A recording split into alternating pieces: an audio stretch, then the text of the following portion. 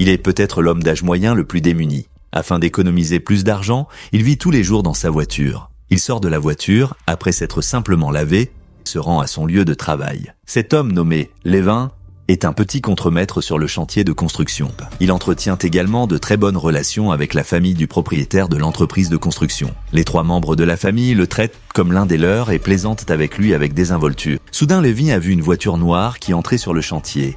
Quelques hommes à l'air menaçant sont sortis de la voiture. Levin n'a pas alerté. Son patron est sorti seul pour voir ce qu'il se passe. Il a vu un des membres de son équipe de travail se faire intimider par ces grosses brutes. Alors Levin s'est approché avec un seau plein de clous. Il a essayé de les raisonner. Mais ils lui ont dit d'aller se faire voir. Personne n'avait jamais osé lui parler comme ça auparavant. Alors il a décidé d'agir. Il lança le seau sur eux et il les a mis KO en une fraction de seconde. À ce moment, là d'autres hommes se précipitèrent vers lui. Levin a pris un gros sac de ciment et le lança sur eux. Il a profité de KO pour sortir son arme. Un pistolet à cordes Temilton à bras longs. Il attrapa un des hommes et il lui a mis l'arme dans le dos. Levin, qui a résolu le problème, a pensé que personne à part son collègue ne l'avait vu.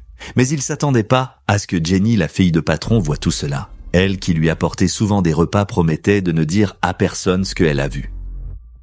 En plus de son travail, Levin devait chaque semaine aller chez son beau-père pour récupérer sa fille et partager un simple dîner ensemble. Le vieux homme plein d'amertume l'accueillait avec des reproches. Il l'accusait de ne pas être capable de subvenir aux besoins de sa fille et Levin encaissait. Pourquoi ? Parce que c'était le prix à payer pour voir sa fille.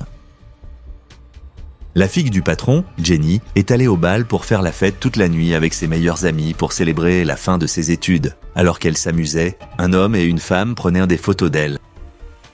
Jenny est ainsi mêlée à un plan criminel de trafic dangereux. Jenny et les filles étaient fatiguées et se rendaient au bar. Le barman observait leurs mouvements. Voyant que Jenny allait aux toilettes, il a immédiatement envoyé un message à l'homme et à la femme qui attendaient dehors. Dès que Jenny est sortie, un homme est soudainement apparu, il lui a couvert la bouche, puis l'a forcé à monter dans une voiture. Lundi, Levin s'est rendu sur le chantier pour travailler comme à son habitude. Il a vu 2 policiers qui quittaient le bureau de patron. Intrigué, il entra pour voir ce qui se passait. Il a vu le patron et sa femme qui semblaient inquiètes. Jenny avait disparu. Le patron savait que leur fille était en grand danger. Il a demandé à Levin de l'aider à retrouver sa fille. Il s'est avéré qu'il savait que Levin était un Royal Marine à la retraite, qui avait beaucoup de capacités pour ce genre de situation. Mais Levin refusait avec difficulté, car il n'était plus un soldat, juste une personne ordinaire. Le patron et sa femme sortirent un grand sac rempli de billets de banque. Levin se sentait très mal à l'aise et a rejeté leur proposition le cœur serré. Déprimé, il se rend en banlieue, mais dès qu'il sort de la voiture, une flèche a failli lui toucher la tête. Il s'est avéré que la personne qui vivait ici était son ancien compagnon d'armes Gunny, qui a perdu la vue sur le champ de bataille. Levin raconte cette affaire à son ami. Il se souciait de la sécurité de Jenny parce qu'il avait promis de la protéger, mais il avait peur que cela détruise la vie paisible que lui et sa fille menaient désormais. Gunny savait que son ancien camarade avait déjà pris sa décision. Il le connaissait très bien, et après tout, il y avait un prix à payer pour défendre la justice pour les autres. Levin s'est rendu chez son patron et a revu le père au cœur brisé. Pour lui, après la mort de sa femme, c'est ce couple bienveillant qui l'a accueilli et lui a donné un travail. C'est peut-être le moment de les remercier. Levin a commencé à agir. Pour un soldat des forces spéciales doté d'une riche expérience, la première étape est toujours la reconnaissance et la collecte d'informations. Il a trouvé le bar où Jenny se trouvait la nuit de sa disparition et a ciblé le barman car il a découvert que le barman vendait de la farine blanche et en Europe, la drogue et le trafic d'êtres humains sont liés. Il retourna dans la salle de bain derrière le bar et trouva une perle dans la ruelle sombre et humide. Il semblerait que Jenny ait été emmenée ici.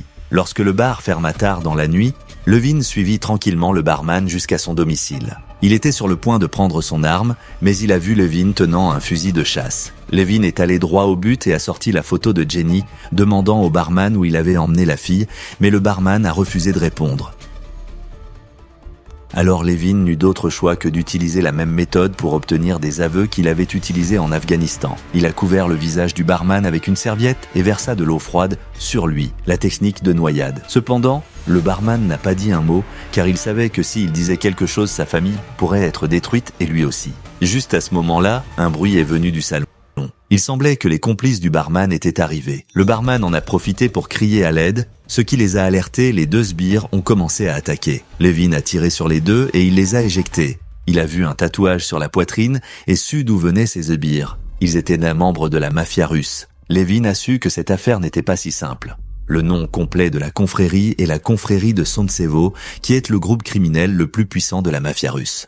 Levin a pris l'argent de la drogue et l'a déguisé en cambriolage, puis a quitté la maison à la hâte, mais il n'est pas allé trop loin. Au lieu de cela, il est resté à l'extérieur de la maison pour voir qui viendrait plus tard. Un grand patron en costume et lunettes, à monture dorée, est arrivé sur les lieux accompagné de 2 jeunes frères. Le grand patron a inspecté la situation tragique dans la pièce et il ne se souciait pas de savoir si quelqu'un était mort ou non. Ce qui l'intéressait, c'était que l'argent de trafic de drogue avait disparu.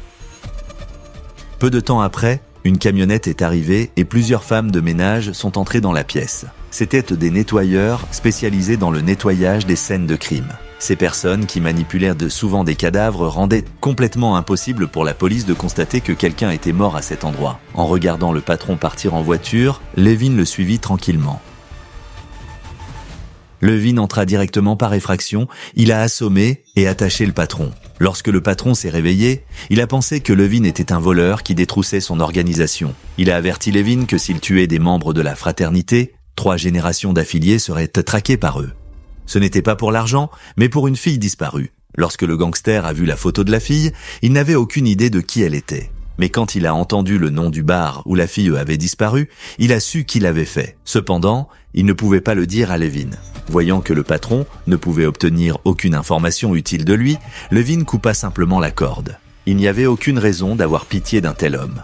Levin n'a reçu aucun indice, mais il venait d'enregistrer les mots russes prononcés par le patron avec son téléphone et il a su alors que la personne qui avait réellement kidnappé Jenny s'appelait Dimi. Afin de découvrir les origines de ce Dimi, Levin a utilisé ses relations, il a passé un appel téléphonique pour retrouver un ancien ami qui travaillait dans les renseignements, qui lui a donné quelques informations sur ce Dimi. Il s'avère que Dimi est le plus jeune agent de la confrérie, spécialisé dans le trafic de drogue et le trafic d'êtres humains. Levin a également découvert que ce type avait un bar spécialisé dans le trafic de drogue sous couverture, alors Levin a trouvé ce bar. En tant qu'étranger, il se démarquait dans le bar et bientôt un voyou s'assit à côté de lui. Levin connaît les règles du monde mafieux, il sort une 12aine de billettes et les pose sur la table. Levin prétend être quelqu'un qui veut collaborer à la vente de farine, mais Big Brother Hay ne faisait pas entièrement confiance à quelqu'un qui voulait collaborer immédiatement. Il a donc demandé à ses hommes de tester cet inconnu. Levin a commencé à se battre avec ce groupe de voyous, tandis que le boss regardait le combat. Juste au moment où Levin était sur le point de les tuer, le boss l'arrêta parce qu'il s'est rendu compte que Levin n'était pas un policier, mais un soldat à la retraite. Levin avait fait ses preuves, alors le boss a accepté de conclure un marché avec lui.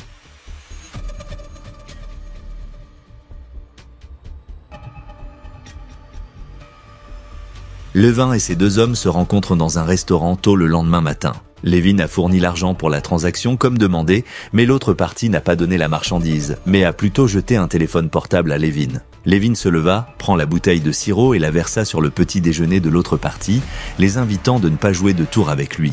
Alors que Levin revenait en voiture, son nouveau téléphone portable a reçu un appel. Le boss lui a dit où se trouve la marchandise. Il semblait que l'autre partie avait minutieusement examiné Levin. Levin regarda le paquet dans sa main et le jeta dans la boîte sans réfléchir. Jusqu'à présent, Levin s'est lentement rapproché du noyau de la confrérie, mais il n'a pas encore rencontré Dimi.